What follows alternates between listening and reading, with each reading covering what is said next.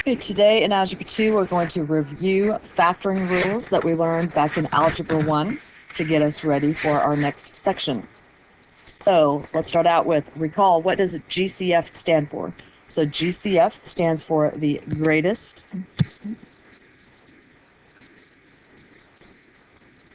common factor. Greatest common factor.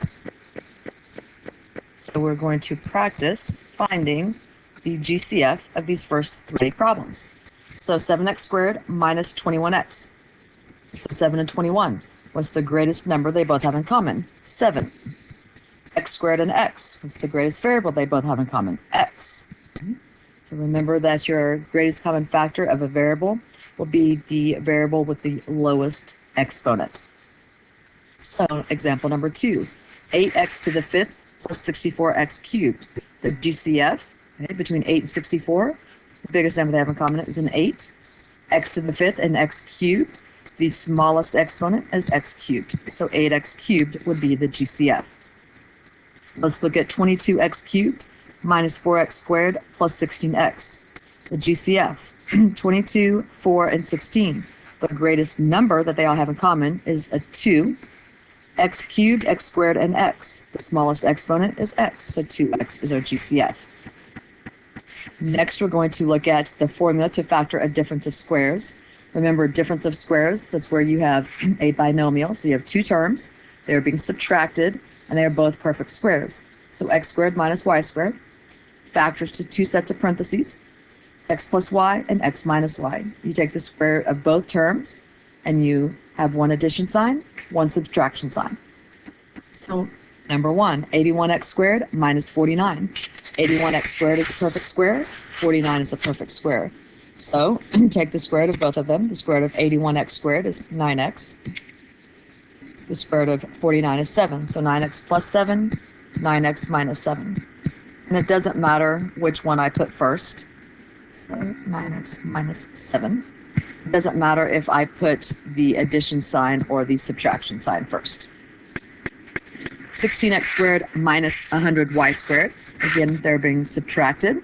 They are both perfect squares, so take the square root of the first one. So the square root of 16x squared is 4x, plus the square root of 100y squared is 10y, and then 4x minus 10y. And the last one, 225x squared minus 1. Again, they're both perfect squares. People often look the 1, right? But remember, 1 is a perfect square. So the square root of both of them, so 225 is 15, x squared is x. So 15x plus 1 and 15x minus 1. All right, so now we're going to look at factoring a trinomial.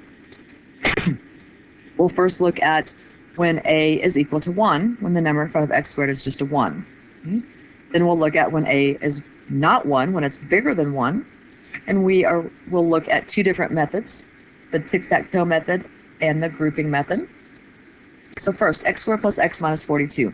Now I'm looking for two sets of parentheses. Okay? So what can I multiply together to get x squared? It's going to be an x and an x. So then remember, I'm looking at my constant, 42. It's a negative 42, and I'm looking at what numbers can I multiply together to get negative 42, but add to get my middle term, which is a positive 1. So what can I multiply together to get 42? 6 and 7 give me 42. I need a negative 42, but a positive 1x when I add them. Okay? So that means I want my bigger number to be positive. So it's going to be x plus 7, x minus 6. Now let's look at factoring when that number in front of x squared is not 1. So 2x squared minus 5x minus 3. Again, I'm going to show you two methods that you possibly saw in Algebra 1. I don't care which method you use. It's complete preference. So tic-tac-toe method, we kind of make our chart like this. This top chart, okay, the top left-hand corner, I put my first term, 2x squared. The next box, I put my constant, negative 3. I multiply the two together, and I get negative 6x squared. That goes in my last box. I'm trying to get a negative 5x. So I'm just going to set that over here because that's what I'm trying to get, negative 5x.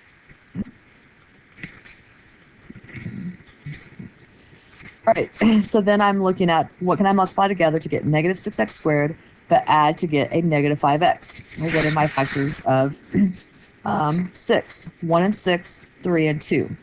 Okay? I need them to be opposite signs, right, in order to get a negative 6. So I would have a 6x and an x, 1x. I want a negative 5x when I add them, so my bigger number has to be negative. So then I come to my negative 3. Okay, I look at negative 3 and negative 6x.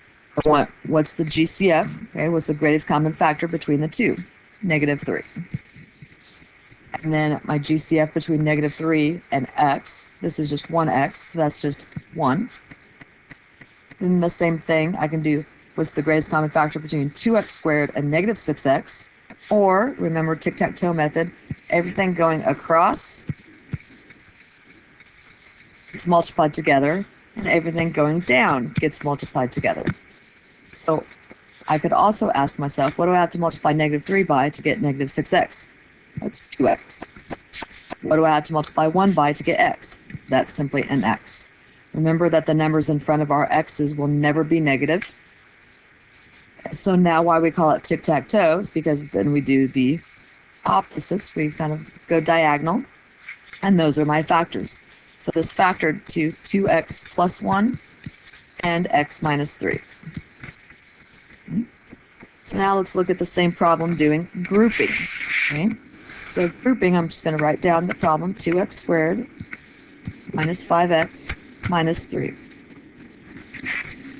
I want to write the middle term, this negative 5x, I want to rewrite it where it has the factors of my 2x squared times negative 3. So I'm looking for, right, what could I multiply together to get negative 6x squared? Again, add to get negative 5x. We already know from the tic-tac-toe method that that's a negative 6x and a positive x. I put my smaller number first, so I would write 2x squared plus x minus 6x minus 3. So I just rewrote the negative 5x as positive x minus 6x. So now we group them. So I group the first two together and the second two together. And I find the GCF. So 2x squared plus x. What do they have in common? They have in common an x. So I pull an x out. And then what's left? If I pull an x out of 2x squared, I'm left with x. If I pull an x out of x, I'm just left with 1. So plus 1. Close those parentheses. Now I look at negative 6x minus 3, and I want to know what's the greatest thing that they have in common. If this sign here is ever a negative, I'm always going to pull out a negative. Okay? So 6 and 3, the biggest thing they have in common is 3. So I'm going to pull a negative 3 out. If I pull a negative 3 out of a negative 6x, I'm left with a positive 2x. If I pull a negative 3 out of a negative 3, I'm left with a positive 1. Because remember, factoring is just like dividing. So it's negative 6x divided by negative 3 gave me 2x. Negative 3 divided by negative 3 gave me plus 1. How I know that I've done this correct, what's in my parentheses should always be the exact same thing. That's how I know that I've factored by grouping correctly. So that's one of my factors, 2x plus 1. And then the other factor, what I factored out, my GCFs, forms my other parentheses, x minus 3. And you see I got the exact same answer when I did tic-tac-toe or group. Again, it's completely up to you which method you use. I'm going to look at 2 more examples for that. So number 3, 3x squared minus 7x plus 2. Okay? So again, I look at, I'm multiplying 3x squared and 2, so I'm trying to get a 6x squared. That adds together to get a negative 7x. So what are my factors that I can multiply together to get a positive 6x squared, but add to get a negative 7x? That's going to be a negative 6x and a negative x, because negative 6x plus negative x gets me negative 7x. But when I multiply negative 6x times negative x, I get positive 6x squared. So I'm going to rewrite this. So 3x squared minus x minus 6x plus 2. So I simply rewrote that negative 7x as negative x minus 6x. So now I'm going to group, right? Group these first two, 3x squared minus x. The greatest common factor is an x. So pull an x out or divide everything by x. So 3x squared divided by x leaves me with a 3x. Negative x divided by x leaves me with a negative 1. Close my parentheses. Now I have negative 6x plus 2. Again, I see a negative out here. Anytime that's a negative, I'm pulling a negative out. So 6x and 2. Greatest thing they have in common is a 2. Again, I'm just dividing. So negative 6x divided by negative 2 is a positive 3x. Positive 2 divided by negative 2 is a negative 1. I got the same thing in parentheses, so I know that I did it correctly. So that's my first parentheses, 3x minus 1. The GCFs I pulled out, that becomes my second set of parentheses, x minus 2. So this is what that factored to. All right, let's look at one last example. 2x squared plus 9x minus 5. So again, multiply 2x squared times negative 5, and I get negative 10x squared. I'm trying to get a positive 9x. So what can I multiply together to get negative 10x squared, but add to get a positive 9x? So I know that they're going to have to be opposite sides. So I'm looking at a 10x and an x. Which one's going to be positive? Which one's going to be negative? I want a positive 9x, so my bigger number is positive, the 10x. So 10x and a negative x. I'm going to rewrite this, 2x squared. Instead of plus 9x, I'm going to put minus x plus 10x minus 5. Now group them, find the GCF. So the GCF between 2x squared and negative x is just x. Factor that out, and I get 2x minus 1. Notice here that is a plus, so I'm pulling out a positive number. So what's the biggest number between 10x and 5? 5. So I pull out a 5. Divide these. 10x by 5 gives me 2x. Negative 5 divided by 5, negative 1. Again, what's in my parentheses should be the same. It is. So that's my first factor, 2x minus 1. The GCFs I pulled out, that goes in a parentheses together. That's my other factor, x plus 5. So we factored and got 2x minus 1 and x plus 5. So that is a quick review of factoring that we learned in Algebra 1.